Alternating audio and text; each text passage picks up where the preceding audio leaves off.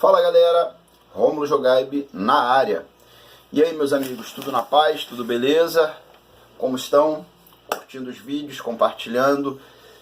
Pessoal, o canal está crescendo e eu estou expandindo o meu conteúdo, falando com vocês sobre os assuntos que eu tenho interesse e que eu acredito que o público que se inscreve nesse canal tem interesse. Mais uma vez, digo e repito, não sou o dono da verdade e estou aqui expondo a minha opinião apenas. Hoje vamos falar sobre proteína. Afinal, por que tanta proteína? Segue o vídeo.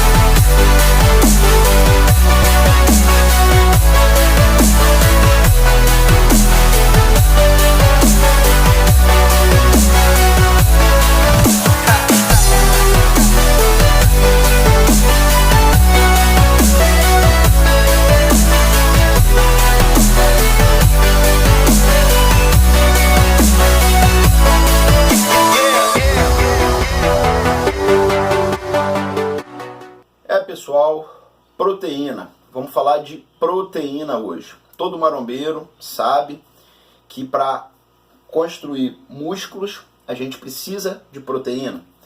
Todo marombeiro sabe e tem até uma certa fobia, um medo de estar consumindo pouca proteína. E nós sabemos, né, que temos três principais nutrientes: carboidratos, lipídios e proteínas. E nós sabemos que a proteína, fornecendo os aminoácidos, ela vai fornecer a matéria-prima para a gente sintetizar músculo. Portanto, proteína, de uma forma geral, é uma grande preocupação dos marombeiros, da maioria das pessoas que fazem dieta e querem ganho de massa muscular. Porém, o que muita gente não fala ou não sabe é que a proteína, diferentemente do carboidrato e do lipídio, ela deveria ser priorizada também em outras dietas. Dietas onde a pessoa quer perder peso, onde a pessoa quer emagrecer, e entendam isso como queimar gordura. Perder peso simplesmente é muito genérico, emagrecer também, então vamos falar de queimar gordura, né? Que pessoa hoje que não quer ganhar massa muscular e perder gordura? Então, todas as dietas, de um modo geral, elas vão priorizar ou essas duas coisas, ou uma delas, certo? Então, a proteína ela é um nutriente essencial para a gente conseguir qualquer um desses dois objetivos, na minha opinião. Por que isso? Pessoal, em primeiro lugar, se a gente tem a proteína como matéria-prima para o músculo, a gente precisa ingerir essa proteína para que ela vá fornecer os aminoácidos para reparar os microdanos teciduais que nós causamos no nosso músculo. E o nosso corpo tem um negócio chamado taxa metabólica basal, que é a quantidade de calorias que nosso organismo precisa em repouso para estar vivo, para se manter vivo. E essa taxa metabólica basal, essa quantidade de calorias que nós precisamos para nos mantermos vivos, ela não inclui o gasto que a gente tem no nosso dia a dia. Subiu escada, desceu escada, contração muscular, enfim, todo o gasto que o nosso organismo tem além do metabolismo basal. Isso geralmente é estimado, existe um cálculo para isso. Não vou entrar em detalhes em relação a isso, mas o que a gente sabe? Que o consumo de macronutrientes, né, carboidrato, proteína e lipídio, ele vai elevar a sua taxa metabólica basal. Então,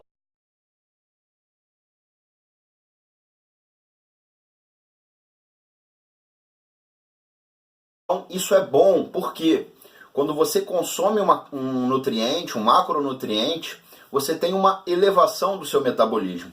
E é por isso que a gente fala que não se deve emagrecer sem comer. Até porque uma pessoa, para emagrecer, para perder gordura, ela tem que criar novos hábitos. Hábitos esses que se mantenham sustentados, para que aqueles resultados sejam consistentes e permanentes, né? Então, uma pessoa precisa criar hábitos de comer comidas saudáveis. Comidas essas ricas em proteína, pois a proteína ela é dos 3 macronutrientes o que vai elevar mais substancialmente, em torno de 20 a 35% da sua taxa metabólica basal, diferentemente do carboidrato e da gordura. Então, e o que é elevar a taxa metabólica basal? Basicamente, aproximadamente 3% daquela caloria que daquele nutriente proteico que você ingere, 3% aproximadamente, vai ser gasto como se fosse um investimento energético do seu organismo, do seu aparato enzimático, do seu trato gastrointestinal, para fracionar aquela proteína e você absorvê-la. Então, é diferente de você ingerir 100 calorias vindo de proteína do que ingerir 100 calorias vindo de carboidrato ou de lipídio, por conta desse efeito termogênico da comida, ou como o inglês chama de thermogenic effect of food.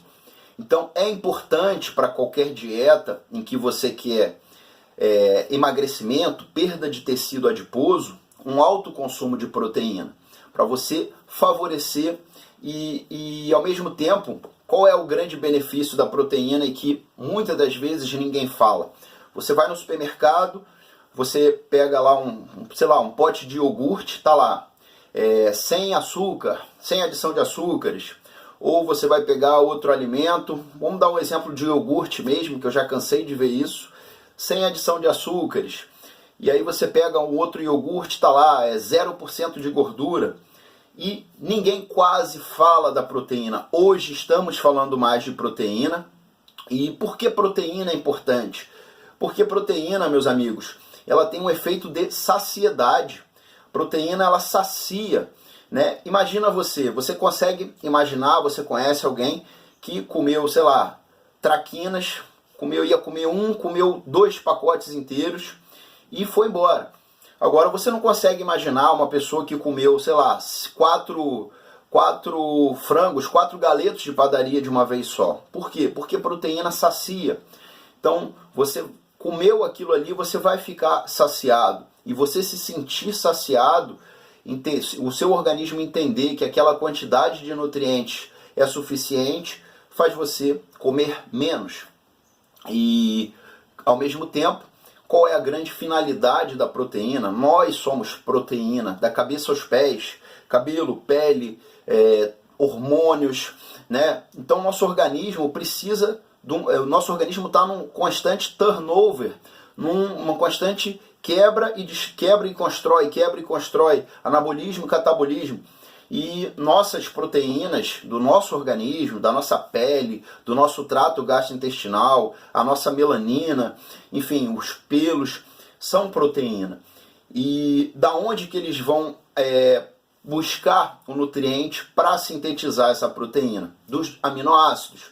E se o nosso organismo não tem uma entrega via oral, via alimentação suficiente dessa proteína, o nosso organismo ele vai canibalizar, ele vai destruir tecido muscular. Por quê?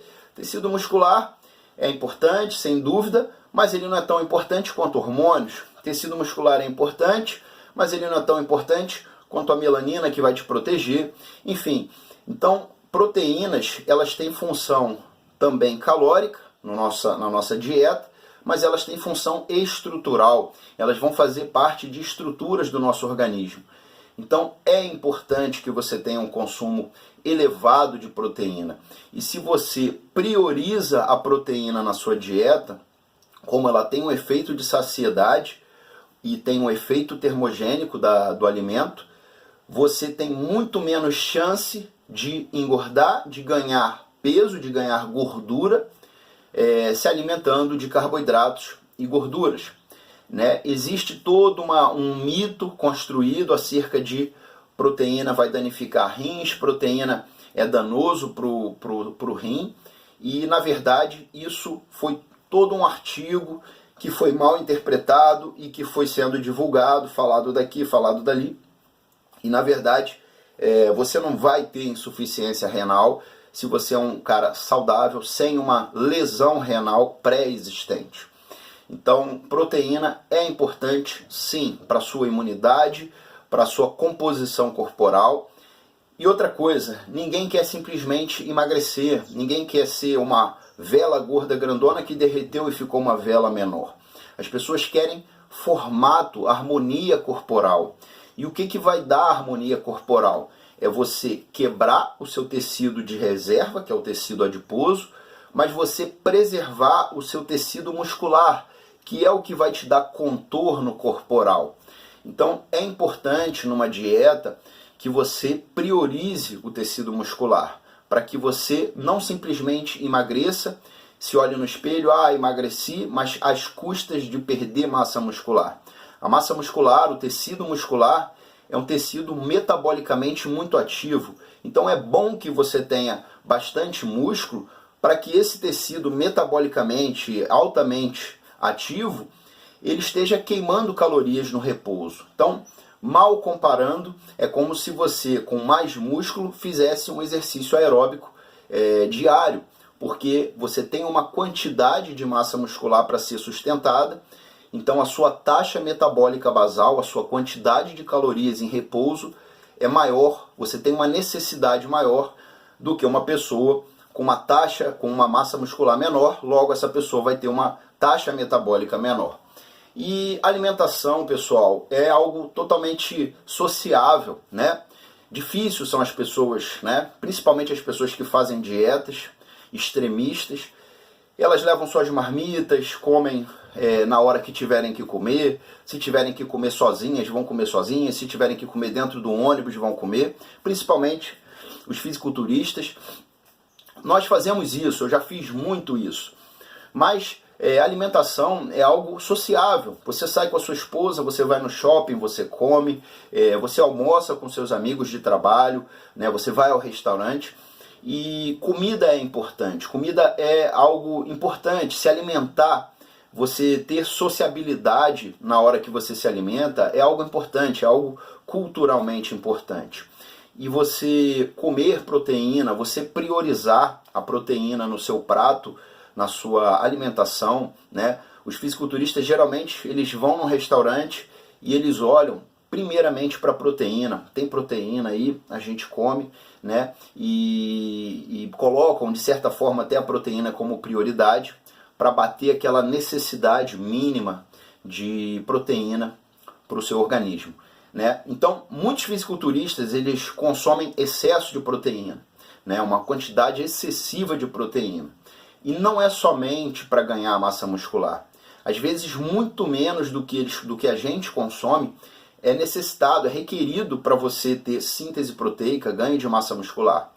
Muito dessa quantidade maior de proteína vai ser para te dar o efeito de saciedade e evitar que você coma carboidratos e gorduras e você ter o benefício do efeito termogênico da proteína, diferentemente do que a gente tem no carboidrato e na gordura.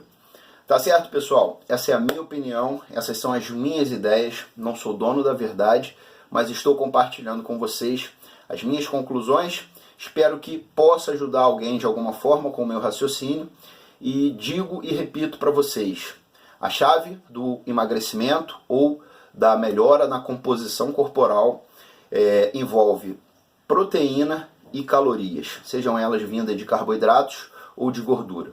Tá certo, meus amigos? Um abraço a todos e até mais.